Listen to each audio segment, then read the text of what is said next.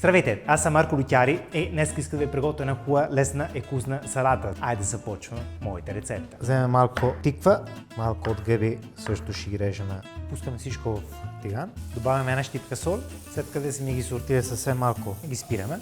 И още кога е топло, добавяме балсамико, имаме тъмно и бяло. Отделно вземем една хубава хупа и пускаме малко валериана, малко микс салати и малко бейби спанак.